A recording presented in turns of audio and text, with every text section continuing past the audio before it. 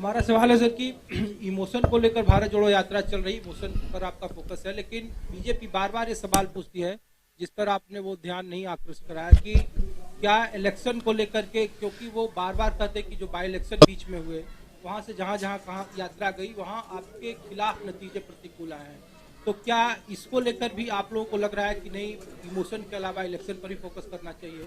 और दूसरा कि जब कश्मीर में खत्म होगा यात्रा तो क्या विपक्ष जोड़ो भी एक अभियान होगा? भारत जोड़ो सिंह जी, सबसे पहली बात तो ये, शुक्रिया आपने सवाल पूछा। दिल्ली के नज़दीक आकर के भी लोग सवाल पूछ रहे हैं सर, ये अच्छी बात है। मुझे लगा दिल्ली के नज़दीक जाते जाते लोग सवाल नहीं पूछेंगे, क्योंकि दिल्ली में आजकल सवाल पूछना गुनाह है, सरकार को पसंद नहीं है सवाल पूछने वाले लोग। आपको बहुत धन्यवाद। दूसरा आपने कहा कि इलेक्शन, देखिए प्रायोरिटी की बात है, इसको ना बार बार कंफ्यूज किया जाता है। ऐसा नहीं है कि हमारी पार्टी जो है इसके बाद जो है वो ब्रह्मचारियों की पार्टी हो जाएगी और हम चुनाव नहीं लड़ेंगे, दाढ़ी बढ़ गई है तो जो है सब लोग जो है अब चुनाव से जो है संन्यास ले लेंगे। ऐसा बिल्कुल भी नहीं है। हम देश की विपक्षी पार्टी हैं तो लोकतंत्र में भरोसा रखते हैं, देश का संविधान कांग्रेस पार्टी ने बनाया है, मल्टी पार्टी सिस्टम में बिलीव करती है, इलेक्शन में पार्टिसिपेट करती है, पार्लियामेंट्री पार्टी है, तो ऑब्वियसली चुनाव लड़ेंगे। फोकस कहने का ये मतलब है कि इलेक्शन जो है वो एक मुद्दा है, इसके अलावे जीवन में बहुत सारी ऐसी चीजें हैं जिसको लेकर के देश परेशान है। हम चाहते हैं कि सिर्फ चुनाव राजनीति का विमर्श नहीं हो, बल्कि चुनाव किस सवाल पे हो रहा है ना, वो जनता के सवाल हों और जनता के वो सवाल जो हैं उसको पर हम फोकस रखना चाहते हैं। जहां तक हार जीत का सवाल है तो देखिए आंकड़ा तो हम भी दे सकते हैं, ऐसा नहीं है कि तर्क देना नहीं आता है। बुद्ध ने घर छोड़ा, उस एक घटना को जो है दोनों के पक्ष में इस्तेमाल किया जा सकता है, तो उसी एक घटना को सन्यास के पक्ष में भी और गृहस्थ के भी पक्ष में। आंकड़े को अगर ठीक से देखेंगे तो हम भी कह सकते हैं कि हम तो हिमाचल का चुनाव जीत गए, एमसीडी का चुनाव जो है बीजेपी हार गई है, बाकी बहुत सारा बाय इलेक्शन हार गई है। इससे निकलेगा क्या? सवाल यह है कि चुनाव जब देश में हो रहा है तो 5 साल में चुनाव जब होते हैं तो 5 साल तो किसी कारण से, किसी रैशनैलिटी से बनाया गया है ना, कि उस 5 साल में सरकार का रिपोर्ट कार्ड देखा जाएगा, सरकार ने क्या काम किया है उसका अवलोकन करेगी जनता और दोबारा उसको मैंडेट देगी। आजकल हम लोग क्या देखते हैं कि सारे राजनीतिक विमर्श को जो है चुनावी परिणाम, और ये बड़ी शर्म की बात है और बड़ी बेशर्मी से लोग जो है टीवी स्टूडियो में बैठ करके बोलते हैं रिजल्ट आने के बाद। हम सबको जो है अपने ऊपर एक सवाल खड़ा करना चाहिए कि जब रिजल्ट आ गया है तब ये आप क्यों कहते हैं? रिपोर्टर भी बोलते हैं, पार्टी के स्पोक्स पर्सन भी बोलते हैं, अब असली खेला शुरू होगा। क्या खेला शुरू होगा? ये बेशर्मी हमारे आंख के सामने में हो रही है। जब परिणाम आ गया है, सिंपल मेजोरिटी किसी पार्टी को आ गया है, तो क्या खेला शुरू होगा? ये जो बेशर्मी और बेईमानी है ना, इसको हमको नैतिक बल देना बंद कर देना चाहिए। चुनाव जीतने की अगर बात करते हैं, मध्य प्रदेश की चुनाव हम नहीं जीत गए थे, कैसे मध्य प्रदेश में हमारी सरकार चली गई? क्या कर्नाटक में हम चुनाव नहीं जीत गए थे? क्या गुजरात में हमने जो है वो सिचुएशन नहीं देखा? जो लोग यहां बैठे हुए हैं उसके ऊपर आप तमाम तरीके का आरोप लगाते हैं, और वही लोग जो है जब भाजपा के दफ्तर में जाकर के बैठ जाएंगे तो सब ठीक हो जाएगा। क्या इस पे हम सवाल खड़ा नहीं करेंगे? आज इस देश में इंस्टीट्यूशंस पे अटैक है और इलेक्शन एक कंपोनेंट है। हमको दूसरे इंस्टीट्यूशंस के भी बारे में सोचना पड़ेगा। पार्लियामेंट अचानक से बंद कर दिया गया, बताइए, अचानक कोविड हो गया और सुबह में कोविड हुआ और शाम में कोविड समाप्त हो गया। वही लोग जो मास्क लगा करके पार्लियामेंट में आए थे सुबह में, शाम में मास्क लगाना भूल गए। भीड़ में जाते हैं तो मास्क नहीं लगाते हैं। जब रैली में जाते थे, जब डेल्टा वेरिएंट था, दीदी ओ दीदी कर रहे थे बंगाल के चुनाव में जाकर के, डेल्टा वेरिएंट था, तब जो है मास्क नहीं लगा रहे थे। और जब चीफ मिनिस्टर्स के साथ ऑनलाइन मीटिंग हो रही है, जूम कॉल हो रहा है, तब मास्क लगा लिए हैं। लोग को मूर्ख समझते हैं, बेवकूफ समझते हैं।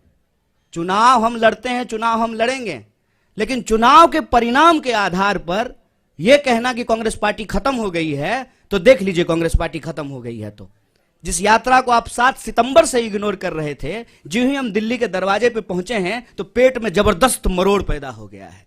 तमाम कोशिश कर रहे हैं, पूरे देश में हमको परमिशन लेने की जरूरत नहीं पड़ी, क्योंकि यह भारत जोड़ो यात्रा है। दिल्ली की यात्रा नहीं है, लेकिन जो है दिल्ली में जो है अड़ंगा लगाने की कोशिश की जा रही है। तो इस बात को हम सब लोग समझें। आज हमारा देश जिन परिस्थितियों से गुजर रहा है उसको स्वीकार करें। चुनाव है, चुनाव लड़ेंगे, हारेंगे, जीतेंगे, एक बात है, लेकिन चुनावी प्रक्रिया भी चलती रहनी चाहिए। इलेक्शन कमीशन भी ठीक से काम करना चाहिए। एक सवाल हमारी यात्रा के ऊपर, बच्चे क्यों आ रहे हैं? बच्चों को लेकर के जो है हमारे ऊपर केस किया गया, कंप्लेन किया गया। और मोदी जी जब गए गुजरात में कैंपेन करने के लिए तो बच्चा को बिठा करके अपने साथ चुनाव प्रचार कर रहे थे। तब इलेक्शन कमीशन कहां चला गया?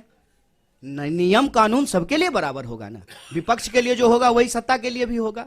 तो चुनाव के इर्द गिर्द विमर्श बना करके ना, हार जीत के इर्द गिर्द, और उस हार जीत में भी कोई नैतिकता नहीं है। जीती हुई पार्टी का विधायक खरीद करके सरकार बना लेना। जब तक यहां थे तो जो है देश विरोधी थे, हरियाणा में ऐसी। तो ये जो सवाल है इस पे हम लोगों को मुखरता से बोलना पड़ेगा। इलेक्शन से भाग नहीं रहे साहब, इलेक्शन हम भी जीते हैं और फिर भी जीतेंगे। इनको डर यही लग रहा है ना कि दिल अगर जीत लिया ना तो इस चुनाव कैसे हराएंगे। सारा सूटकेस जो है ना चाणक्य साहब का, वो घर में ही रखा रह जाएगा। एक बार जब लोग तय कर लेते हैं ना कि बिकेंगे नहीं, और जो लोग खरीदेंगे ना, आपको दिल्ली का एग्जाम्पल देना चाहते हैं। दिल्ली के भी प्रभारी हमारे बीच में मौजूद हैं। हमारे 2 लोगों को खरीदने की कोशिश की गई। ये चलन पैटर्न हो गया है। अब दूसरी पार्टियां भी ऐसा करना शुरू कर देगी। इस प्रवृत्ति पे हमको हमला करने की जरूरत है। उसके बाद आम लोग जाकर के घर घेर लिए। उसके बाद नहीं नहीं नहीं, हम लोग कहीं नहीं जा रहे, हम यहीं रह रहे हैं। जनता के अंदर वो चेतना जगाना, ये हमारी प्राथमिकता है। चुनाव भी होगा, लड़ेंगे भी और जीतेंगे भी।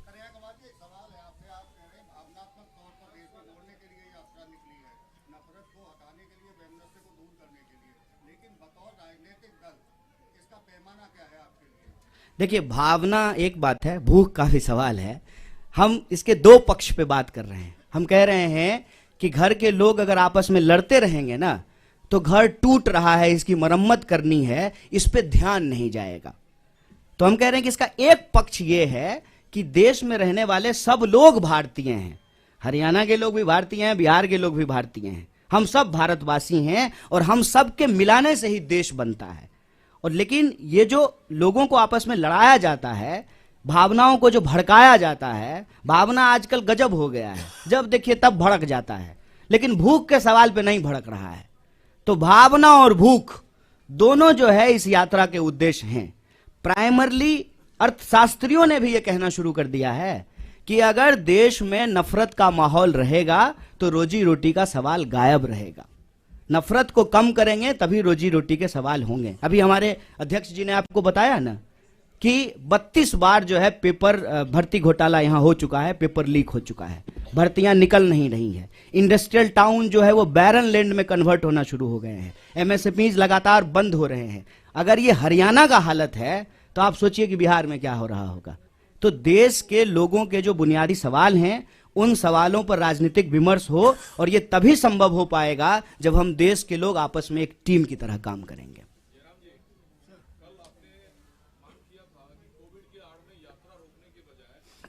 कोविड है तो पहले संसद का सत्र रोका जाए। प्रहलाद जोशी ने आपके उस सवाल पर अटैक किया है कि कांग्रेस के नेता विदेश में छुट्टी मनाने के लिए खुद यात्रा तोड़ना चाहते हैं। ये बिल्कुल बकवास है, बिल्कुल बकवास, बिल्कुल गलत। और समय दिखाएगा कौन झूठ बोल रहा है और कौन सच बोल रहा है। मैं प्रहलाद जोशी के स्तर पर गिरना नहीं चाहता हूं। वो मंत्री हैं, वरिष्ठ मंत्री हैं, जिम्मेदार तरीके से उनको बोलना चाहिए। और जो पार्लियामेंट आज एडजर्न हुआ है उसका कारण भी जान लीजिए। जब पार्लियामेंट की शुरुआत हुई थी तब कई विपक्ष पार्टियों ने मांग की थी कि सरकार के पास कोई बिल्स नहीं है, एजेंडा नहीं है। आप 30 तारीख तक चलाना चाहते हैं, 29 तक चलाना चाहते हैं, तो 23 तारीख को आप एडजर्न कीजिए। ये मांग कांग्रेस पार्टी से नहीं, डीएमके से आया था, कई बीजेडी से आया था, कई क्षेत्रीय पार्टियों से आया था। पहले दिन से मांग हो रही है कि सरकार के पास कोई विधेयक ही नहीं है पारित कराने के लिए। तो बिजनेस नहीं है तो आप हाउस क्यों चला रहे हैं? अभी इनको एक बहाना मिल गया, कोविड एक बहाना बन गया उनके लिए, और आज इन्होंने एडजर्न करा ली। हालांकि वास्तविकता ये है, हकीकत ये है कि उनको एडजर्न कराना ही था, क्योंकि कुछ बिजनेस बाकी नहीं रहा 4 दिन के लिए। इस पे मुझे एक जो आपने सवाल पूछा है बहुत जरूरी सवाल है। छुट्टी को लेकर के एक मैसेज घूम रहा है कि भारत जोड़ने वाले मिस्त्री, यही शब्द है, मुझे कोई शर्म नहीं है बोलने में। जो उनको शर्म नहीं है जो लिख रहे हैं मैसेज, तो मुझे पढ़ने में क्या शर्म होगी। भारत जोड़ने वाले मिस्त्री जो है वो 24 तारीख से लेकर के 2 तारीख तक छुट्टी पे रहेंगे, क्योंकि उनको छुट्टी मनाने के लिए विदेश जाना है। यही व्हाट्सएप पे मैसेज आया होगा, हमको भी आता है। उस मैसेज का पीछे इतिहास क्या है हमको जानना पड़ेगा। जब यात्रा अनाउंसमेंट हुआ ना सर, हमारे जान पहचान के लोग जो भाजपा के नहीं है, उन लोगों का भी यही प्रश्न था, राहुल जी पैदल चलेंगे? हम बोले नहीं नहीं, प्रधानमंत्री जो 8,500 करोड़ का फ्लाइट खरीदे हैं ना, वो दे देंगे गिफ्ट में, रिटर्न गिफ्ट में देंगे, उससे चलेंगे। 12 करोड़ का जो कार खरीदे हैं ना, उस पर चला जाएगा। इस तरीके से नेताओं को लेकर के, खास करके विपक्ष के नेताओं को बदनाम किया गया है कि जो सामान्य बात है, उस सामान्य बात को भी हम भरोसा नहीं कर पाते हैं। और राहुल जी ने बहुत अच्छा जवाब दिया था कि हम कोई इकलौते नहीं हैं, इस देश में लाखों करोड़ों तपस्वी हैं जिनको हम किसान कहते हैं। और कोरोना की बात हो रही है ना, मैं कोरोना याद दिलाता हूं, यही फरीदाबाद शहर है, साइकिल चला करके बिहार के मजदूर गए, पैदल अपने बच्चों को पीठ पे बांध करके जो है मजदूर बिहार गए। तब तो जो है कोरोना नहीं याद आ रहा था। आज जब हम पैदल चले हैं कन्याकुमारी से, 100 दिन से ज्यादा चलते हुए हो गया है 3000 किलोमीटर, तब समझ में आ रहा है कि पैदल चलने का दर्द क्या होता है। ये बार बार विपक्ष के नेताओं को लेकर के ऐसा मैसेज करते हैं, जबकि अगर हम सिद्धांत की बात करें तो कांग्रेस पार्टी इस देश में 8 घंटा मजदूरों को काम करने का अधिकार होना चाहिए, इसको लेकर के कानून बनाया। सप्ताह में 2 दिन छुट्टी होनी चाहिए, सैटरडे और संडे, इसको लागू कराया। तो यात्रा में जो लोग चल रहे हैं वो छुट्टी ले रहे हैं, तो ये अमानवीय है क्या? ये अमानवीय उसको लगेगा ना जिसने कभी अपनी पारिवारिक जिम्मेवारी नहीं उठाई। कोई होता ना जिसके साथ छुट्टी बिता सकते थे तो ये सवाल नहीं बोलते। जो लोग अपने आत्ममुग्धता का शिकार होता है ना, जिसने जिंदगी में इंसान बनाया ही नहीं, क्या करेगा छुट्टी लेकर के? फुटबॉल मैच देखते हुए एक दृश्य देखे थे आप सब लोग, ग्रुप में फुटबॉल मैच देख रहे थे, एक साहब अकेले टीवी पे फुटबॉल मैच, बताइए फुटबॉल का मैच कोई अकेले देखता है? हैं? देखे थे कि नहीं देखे थे? इस बात को समझिए। और जो तमाम लोग परिवार बना रहे हैं ना, शादी कर रहे हैं, बच्चे पैदा कर रहे हैं, ये आपको अनैतिक बोल रहे हैं। और खुद जो जिम्मेवारी नहीं निभा पाए, डर से भाग गए, क्योंकि आई लव यू कहने के बाद आई लव यू टू भी होता है और उसको निभाना भी होता है। जो ये नहीं कर पाए ना, वो अपने आप को नैतिक बोल करके आपके कंधे पे बैठे हुए हैं। आंख खोलिए साहब, परिवार चलाना एक जिम्मेवारी है, छुट्टी मिलना एक मानवीय अधिकार है, अपने रिश्तों को निभाना सामाजिक दायित्व है। हम देश का दायित्व निभा करके परिवार का दायित्व निभाएंगे, इसमें क्या बुराई है? किस लिए आप कमाते हैं? कि आपके शादी हो, बच्चे हो, परिवार हो, इसलिए कमाते हैं ना? क्या दिक्कत है इसमें? और मैं बताऊं इसका टेक्निकल कारण है, ये बात हम लोग बोलना नहीं चाहते थे। हमारा कंटेनर रिफर्बिश होना है, हमको पहाड़ में जाना है, उसको जो है दोबारा से तैयार किया जाएगा, लेकिन इनको मौका मिलना चाहिए यात्रा को किसी भी तरीके से बदनाम करने का। पहले दिन से ये बोल रहे थे कि ये चलेंगे नहीं, विदेश चले जाएंगे। अरे विदेश जाने का आरोप जो है वो हमारे नेता के ऊपर लगता है। अब बास्को डिगामा की चक्कर की तरह जो है दुनिया का चक्कर प्रधानमंत्री लगा रहे हैं। हमको लगता है कि जब प्रधानमंत्री स्वयं इतना विदेश घूम रहे हैं तो विदेश मंत्रालय की जरूरत क्या है? विदेश मंत्रालय तो होना ही नहीं चाहिए। इस तरह से यात्रा को बदनाम करने की कोशिश की जाएगी। मैंने आपको कह दिया 4 बिंदु हैं चौतरफा हमला में। पहला बिंदु कि ये यात्रा की प्रासंगिकता पे सवाल उठाए, दूसरा बिंदु इन्होंने यात्रा को बदनाम करने का कोशिश किया, तीसरा बिंदु कि मंदिर क्यों जाते हैं, और चौथा बिंदु जो मैं बार बार आपको कह रहा हूं यात्रा को लेकर के कि कुछ भी कोई बहाना लगा करके अब ये यात्रा को रोकना चाहते हैं, पर ये यात्रा रुकेगी नहीं। मैं प्रहलाद जोशी को एक चुनौती देना चाहता हूं। अगर वो जो कह रहे हैं सच निकलेगा, मैं पब्लिकली माफी मांगूंगा। अगर वो जो कह रहे हैं सच निकलेगा तो मैं पब्लिकली माफी मांगूंगा। अगर वो जो कह रहे हैं सच नहीं निकलेगा, उनको पब्लिकली माफी मांगनी चाहिए। मैं चुनौती दे रहा हूं और ये साबित हो जाएगा 2 तारीख तक। ट्रैवल रिकॉर्ड, हमारे सबके ट्रैवल रिकॉर्ड सरकार के पास है, सीट नंबर भी सरकार के पास जानकारी होगी। अगर वो जो कह रहे हैं सच निकलेगा, मैं माफी मांगूंगा। अगर वो कह रहे हैं गलत निकलेगा, उनको ये धैर्य होना चाहिए, खड़े होकर माफी मांगे, क्योंकि बार बार ये बकवास बातें करते रहते हैं। सर सवाल ये है कि आप एक जिम्मेदार राजनीतिक दल है,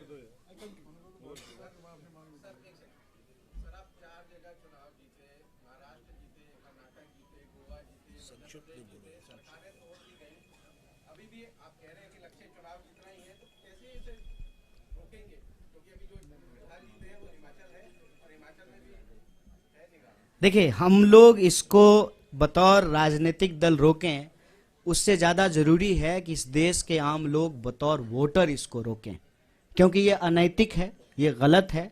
एक बार जब लोगों ने अपना मैंडेट दे दिया, सरकार चुन दिया, सरकार 5 साल चले और उसके फिर काम के आधार पे जो है सरकार का काम कैसा रहा, जनता अपना अगला निर्णय लेगी। तो ये लड़ाई एक राजनीतिक दल के कैपेसिटी से आगे बढ़ करके इस देश के नागरिकों के कंधे पे है। कन्हैया जी, सवाल ये है कि कोविड को लेकर तरह तरह की बातें की जाती है। कांग्रेस का अपना पक्ष है, बीजेपी का अपना पक्ष है। सरकार ये कहती है कि चीन, अमेरिका, बाकी कंट्रीज में कोविड के केसेस बढ़ रहे हैं, इसलिए एहतियात बरतने की जरूरत है। एक जिम्मेदार राजनीतिक दल होने के नाते आप यात्रा निकालिए, लेकिन प्रोटोकॉल का अगर पालन करेंगे तो उसमें दिक्कत कहाँ आती है? क्या सरकार सवाल उठा रही है इसलिए उसका विरोध है, या आप लोग मानते हैं कि कोविड नहीं है, पूरी तरह से नहीं? देखिए, सबसे पहली बात सर, ये इसका मैं जवाब देता हूं, आप भी बोलिएगा कि कोरोना ना कांग्रेस बीजेपी नहीं है। कोरोना एक वायरस है, वो सब के लिए है। ना कोरोना का कोई धर्म है, ना कोरोना का कोई राजनीतिक विचारधारा है। कोरोना के नाम पर, कोरोना का बहाना बना करके जो राजनीतिक चालबाजी की जा रही है ना, हम उस पर सवाल उठा रहे हैं। कोरोना का प्रोटोकॉल जो सरकार लाएगी उसको पहले भी फॉलो किए थे, आगे भी फॉलो करेंगे, लेकिन ये प्रोटोकॉल कब लाया जा रहा है, क्यों लाया जा रहा है, किसके लिए लाया जा रहा है, इस पे भी आंख खोल करके सवाल करेंगे। और आप भी सवाल कीजिए, हम उम्मीद करते हैं, हो सकता है कि आपको नौकरी में नहीं निकाल दिया जाए आपको, तब आप भी हमारे साथ आइएगा भारत जोड़ो यात्रा में। लेकिन यह सवाल पूछा जाए कि भाई सुबह में मास्क लगाना प्रोटोकॉल है, शाम में बाराती जब गए थे तब मास्क लगाना प्रोटोकॉल नहीं है। ये सवाल पूछने में क्या दिक्कत है? आप कहते हैं तो मैं ये सवाल मास्क लगा के पूछ लूंगा, अच्छा होगा कि मुंह भी नहीं दिखेगा। देखिए, इस पे ना रैशनल तरीके से जो है हम लोगों को समझना पड़ेगा कि रैली में कोरोना गायब हो जाता है, ठीक है, और जूम मीटिंग में कोरोना आ जाता है। इस पे आप सब लोग सवाल पूछिए। कोरोना का कोई राजनीतिक विचारधारा नहीं है, हम भी ऐसा नहीं कह रहे हैं। और कोरोना का नियम और प्रोटोकॉल साइंस के हिसाब से, पॉलिटिकल पार्टी के हिसाब से नहीं, मेडिकल साइंस के हिसाब से जो होगा उसको फॉलो करेंगे। आज सुबह से मैं मास्क पहना हूं और आज सुबह मैंने सभी भारत यात्रियों से गुजारिश की वो मास्क पहने। कल सभी लोग मास्क पहनेंगे। आज कुछ लोग, एक मिनट, आज कुछ लोग मास्क पहने क्योंकि हमारे पास 250 मास्क नहीं थे, पर मेरे पास थे तो मैंने पहना, और कल सब लोग पहनेंगे। अगर मास्क पहनना जरूरी है, हम पहनेंगे, उसमें क्या है?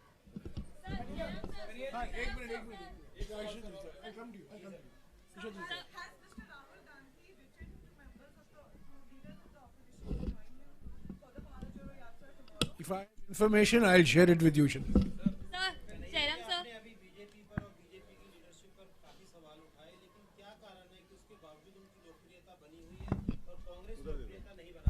देखिए, मैंने उनके सवालों के जवाब दिए। मैं भाजपा के ऊपर अपना समय न कभी नहीं बर्बाद करूंगा साहब। सवाल हम हमेशा देश की जनता के लिए उठाते हैं। रोजी का सवाल, रोजगार का सवाल, भर्ती का सवाल, किसान का सवाल, मुआवजा का सवाल, महिला सुरक्षा का सवाल, सामाजिक न्याय का सवाल, हम ये उठाते हैं सवाल। भाजपा को लेकर के जो हमने कही है ना, ये हमने उनको उनकी भाषा में जवाब दिया है। लोकप्रियता तो आपकी भी कृपा है साहब। मैं इस पे बोलना नहीं चाहता हूँ। जयराम सर, एक क्वेश्चन आपसे है sir because sir not just Bharat Jodo Yatra but there are other rallies. Who is asking the question? Oh, sorry. The other rallies are also underway because Karnataka assembly elections are coming in and JDS is also doing a rally in Karnataka, Panch Ratna Yatra. So So that is also under the scanner because many of the states have also issued the COVID guidelines. What is your response to that? Because other rallies are also taking place, but the question arises for the Bharat Jodo Yatra. No, I have said, and let me repeat it. Any protocol based on scientific and medical advice that is uniformly implemented will be followed by the Congress party. We have always followed it. We were not the party which gave a solution that the COVID situation will be won in 18 days, like the Mahabharat war. There was one gentleman who said that we will win the war on COVID in 18 days. There was one gentleman who advised Indians to deal with the COVID epidemic by going to their balcony, tali bajao, ghanti bajao. These were the remedies that were given for COVID, if you recall. We were not that political party. If there is a protocol, scientific protocol, medical protocol, health protocol, we will follow it. And I am telling you voluntarily today. And I wore the mask longer than the Prime Minister wore it yesterday. Yesterday the Prime Minister's mask was for the TV. So I have advised the Bharat Yatris this morning, at 5 o'clock this morning. They couldn't, many of them were not carrying masks because none of us anticipated this situation that has arisen out of the health minister's letter. So we will, if there is a directive to wear masks, we will wear masks. If there is a directive to maintain social distancing, we will maintain social distancing. I don't understand what the controversy is all about. There is no directive. There is no protocol. Are you going to stop flights from China? Are you going to stop flights? Nowadays you don't have to stop, you can't only stop flights from China because you can go to Frankfurt and then come to India. So are you going to stop international flights? We are not doing anything of that sort. So I am saying this whole COVID drama in the last 2 days has been orchestrated to defame and derail Bharat Jodo Yatra from coming to Delhi. That's the only objective. आप कन्हैया जी से पूछिए क्योंकि वो मैं तो guest artist हूँ, ये तो मेन एक्टर यही है। क्वेश्चन बोलो यार।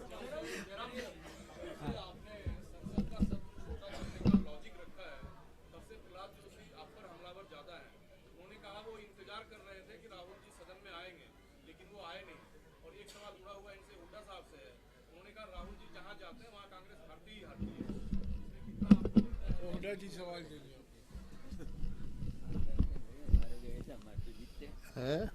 हमारे आए थे, हमारे जीते, जहाँ जहाँ गए हमारे हरियाणा में, जहाँ जहाँ राहुल जी का हमने पब्लिक मीटिंग रखवाई थी वहाँ सारी सीटें जीते हम। ये क्या लॉजिक है? ये आपका सवाल मेरे को समझ में नहीं आ रहा। अच्छा, तो इसमें एक बात बताइए कि राहुल जी से अगर बीजेपी को फायदा हो रहा है तो बीजेपी भारत रत्न क्यों नहीं दे देती है राहुल जी को? नहीं, खुश होना चाहिए। फिर यात्रा क्यों रोक रही है फिर?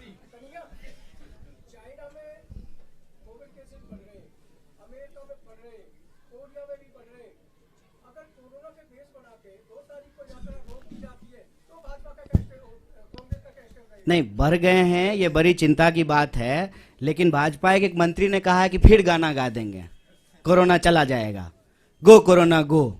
सुने कि नहीं? भाजपा के एक मंत्री ने पार्लियामेंट के प्रीमाइस में कहा कि पिछली बार भी हम गाना गा दिए थे, गो कोरोना गो, कोरोना चला गया, इस बार कोरोना आएगा फिर हम गाना गा देंगे, गो कोरोना गो। हम ये नहीं कह रहे हैं, हम ये कह रहे हैं कि हम साइंस में बिलीव करते हैं, जो भी प्रोटोकॉल सरकार का होगा, जो एडवाइजरी होगा उसको फॉलो करेंगे।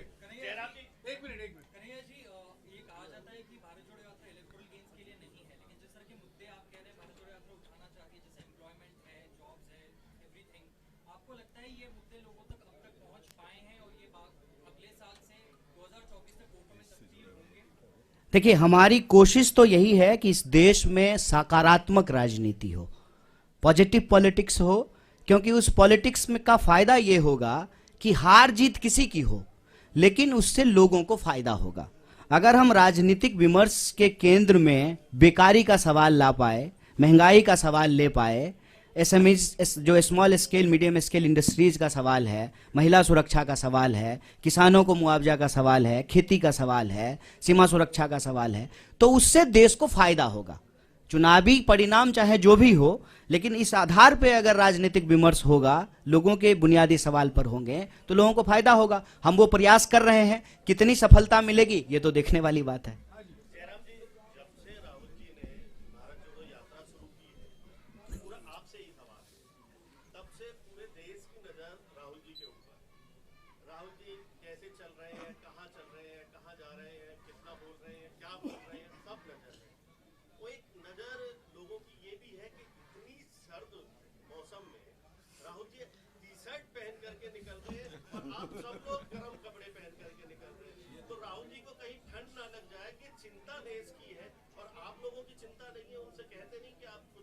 ये आपका एक ऑब्जर्वेशन है, सवाल नहीं है।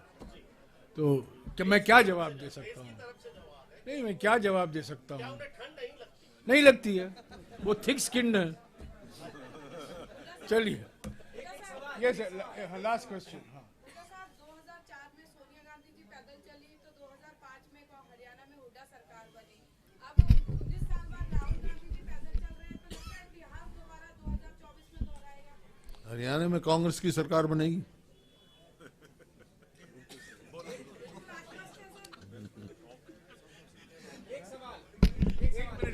एक मिनट अभी दिल्ली के बारे में कुछ और जानकारी शक्ति सिंह जी देंगे। दिल्ली के प्रोग्राम, कल के दिल्ली के प्रोग्राम के बारे कुछ साथियों का मुझे मैसेज आया है कि आपने दिल्ली का प्रोग्राम तो अनाउंस किया, पर टाइमिंग भी साथ में बता देते तो हमारे लिए अच्छा रहता। वो प्रेस ब्रीफिंग के दौरान आया है। हमारा डे 108 108वां दिन, यानी कल 24 तारीख हरियाणा से हम दिल्ली में प्रवेश करेंगे। 6:30 बजे पदयात्रा शुरू होगी। 6 बजे हरियाणा से शुरू होगी। हरियाणा से 6 बजे शुरू होगी और दिल्ली रिसेप्शन जो होगा वो मेट्रो स्टेशन बदरपुर पे रिसेप्शन होगा। 10:30 बजे हम पहुंचेंगे। वो रिसेप्शन 5 किलोमीटर है, वो हाँ, वो रिसेप्शन जो है बदरपुर, वो 5 किलोमीटर चलने के बाद, दिल्ली में 5 किलोमीटर, हरियाणा में 5 किलोमीटर चलने के बाद दिल्ली में रिसेप्शन होगा, जो बदरपुर मेट्रो स्टेशन के पास, आपको मैंने पहले ही बताया था, वो होगा। वहाँ से अपोलो अस्पताल होते हुए हम जब जयराम आश्रम पहुंचेंगे, आश्रम चौक दिल्ली में, वो 16 किलोमीटर की यात्रा और होगी। तो लंबी यात्रा होगी कल की, 21 किलोमीटर हो गए वो। और वो हम जयराम आश्रम चौक सुबह 10:30 बजे पहुंचेंगे। 10:30 बजे वहां पहुंचने के बाद ब्रेक होगा, हमारा लंच ब्रेक होगा। जयराम आश्रम मंदिर में भी हम पूजा करेंगे और उसके बाद 1:30 बजे पद यात्रा फिर से शुरू होगी।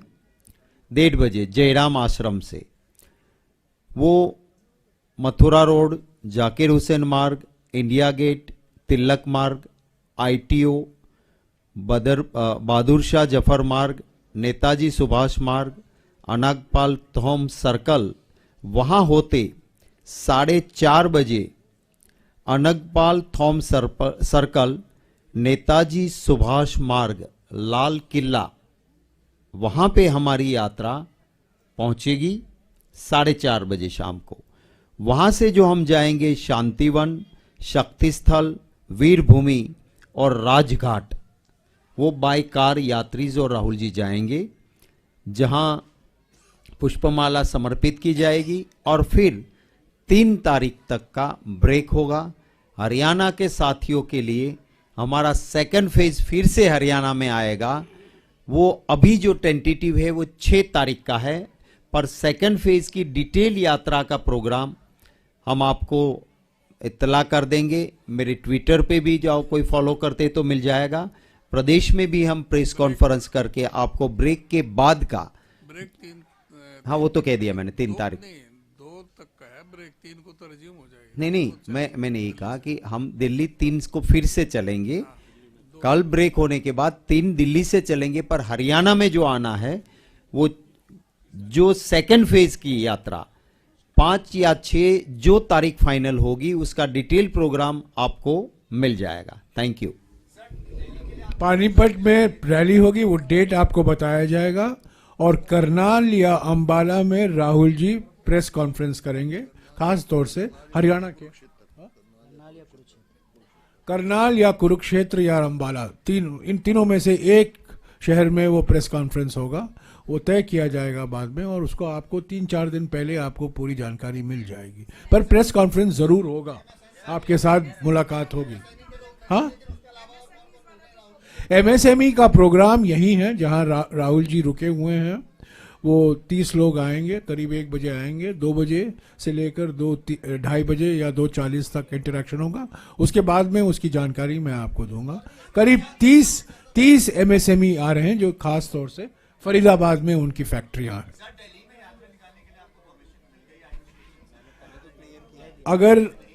अगर परमिशन नहीं होता, क्या शक्ति सिंह बोल सकते थे?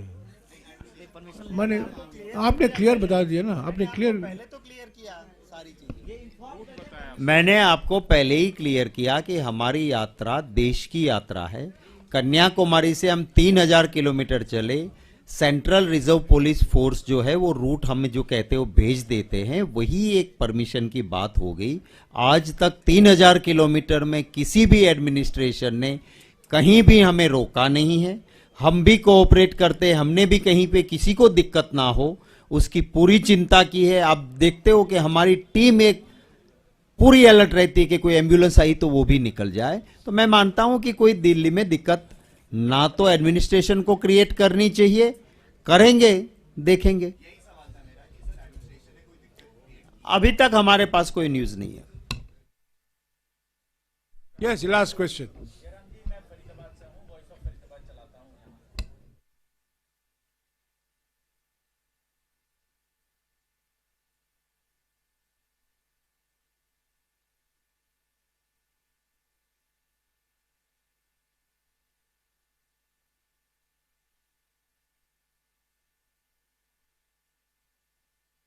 मैं हुडा जी से गुजारिश करूंगा और लोकल एमएलए से भी। ऐसा है, जहाँ तक भ्रष्टाचार का सवाल है, इस सरकार ने सारे रिकॉर्ड तोड़ दिए और निरंतर हम असेंबली में भी और बाहर भी हर जगह करते रहे। यहाँ भी धरने किए फरीदाबाद हमारे विधायक जी ने, और जगह भी हुए जो भी हमारे लोकल लीडर्स है, क्योंकि ये सबसे भ्रष्ट सरकार है और यही कारण है कि प्रदेश में कर्जा बढ़ रहा है और काम कुछ नहीं हो रहा है। पूरे जोर शोर से आवाज उठा रही पूरी कांग्रेस तक है इस पे, और पूरी लड़ाई लड़ेंगे। अब विधानसभा का स्तर आ रहा है, उसमें भी इस बात को भ्रष्टाचार को लेके बोलेंगे, लड़ेंगे।